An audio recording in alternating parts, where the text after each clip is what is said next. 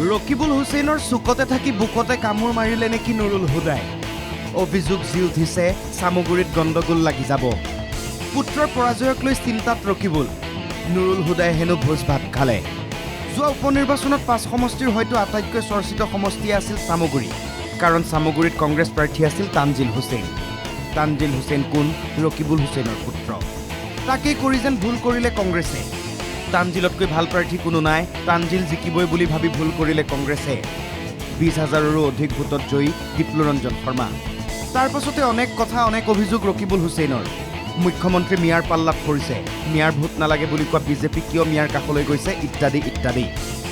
শেহতীয়াকৈ অলপ বেছি ওপৰলৈ গৈ ৰকিবুল হুছেইনে কথা পকাই ক'লে মিয়াৰ কাষ চপা বিজেপিয়ে অগপৰ দৰে পৰিণতি ভোগ কৰিব লাগিব বিজেপিয়ে গো মাংসৰে ভোজ দি ভোটাৰক ভুলোৱাৰ অভিযোগ ৰকিবুলৰ এই কথাতে জাঙুৰ খাই উঠিছে চামগুৰিৰ বিজেপি নেতা মিয়াক তুচ্ছতাচ্ছিল্য নকৰিব বন্ধ হৈ যাব চামগুৰিত প্ৰৱেশ হুছেইন হৈ নহয় উপাধি সলনি কৰি গো মাংসৰ ৰাজনীতি কৰক মই মানে হকিয়াই দিছো ৰকিবুল হুছেইনে গুমাংগক লৈ ৰাজনীতি বন্ধ কৰিব লাগে কাৰণ ৰকিবুল হুছেইন কোন হয় তেখেত কোনো সংখ্যালঘু নেতা নহয় যদি আজি সংখ্যালঘু নেতা হলেতেন কাৰণ মোৰ ঘৰত মই কি খুৱাম কাক কি খুৱাম মই কি পিন্ধিম কি খাম মোৰ বাক স্বাধীনতাত কোনোবাই হস্তক্ষেপ কৰিব এয়া মই ভাবো এটা ৰাজনৈতিক দলৰ এটা নেতাৰ মুখেৰে কথা শুবা নাপায় সেইকাৰণে মই ৰকিবুল হুছেইন ডাঙৰীয়াক হকিয়াই দিছো ৰকিবুল হুছেইন ডাঙৰীয়াই গুমাংগক লৈ পেলাই ৰাজনীতি বন্ধ কৰিব লাগে 2 নম্বৰ কথা হ'ল ৰকিবুল হুছেইন ডাঙৰীয়াই আৰু এটা কথা কৈছিলে যে মিয়া মুছলমানৰ ওচৰত যিটো ৰাজনৈতিক দলে যাব এই ৰাজনৈতিক দল ভংগ হ'ব মিয়া জাতিটোক আপুনি অপমান নকৰিব কাৰণ মিয়া জাতিক আপুনি অপমান কৰা বন্ধ কৰক নহলে কিন্তু আপোনাক ইতিমধ্যে আমি সিদ্ধান্ত লৈছো আপোনাক মিয়া অধ্যয়িত এলেকাত আপোনাৰ প্ৰৱেশ নিষিদ্ধ কৰা হ'ব আৰু আপোনাক পহৰা দিয়া হ'ব মিয়া অঞ্চলৰ পৰা সংখ্যালঘু অধ্যয়িত এলেকাৰ পৰা আপোনাক পহৰা দিয়া হ'ব বিজেপিৰ অভিযোগ পুত্ৰৰ পৰাজয় সহ্য কৰিব পৰা নাই ৰকিবুল হুছেইনে ৰকিবুল হতাশ আনটো বাদেই ৰকিবুল হুছেইনৰ সৈতে অনবৰত ঘূৰি ফুৰা নুৰুল হুদাই উপনিৰ্বাচনত খন্তি মৰাৰ অভিযোগ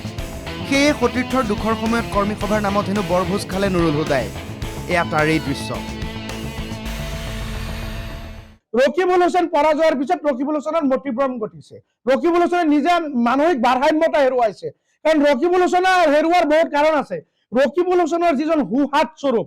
ৰূপীয়া সমষ্টিৰ বিধায়ক নুৰুল হুদা ডাঙৰীয়া তেখেতে কংগ্ৰেছৰ বিধায়ক নুৰুল হুদা ডাঙৰীয়া ইতিমধ্যে যেহেতু ৰূপীয়া সমষ্টি চামগুৰি সমষ্টিত তানজিল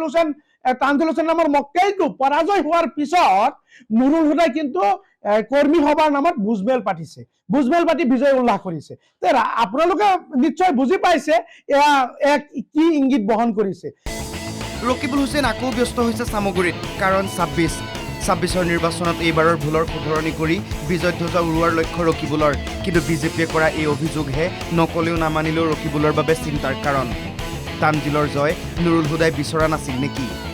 কৰিবলগীয়াখিনি নুৰুল হুদাই তানজিলৰ বাবে নকৰিলে নেকি নিজৰে কোনোবাই কিবা এটা নকৰিলে সম্ভৱ আছিল জানো চামগুৰিত তানজিলৰ পৰাজয় এনে বহু প্ৰশ্ন উত্থাপিত হৈছে এতিয়া উত্তৰ হয়তো ৰকিবুল হুছেইনে নিজেও জানে কাৰণ মানুহজন নুৰুল হুদাইহে জুৰিয়াৰ পৰা শিবেন্দু বৰাৰ সহযোগত ব্যুৰ ৰিপৰ্ট NKTV+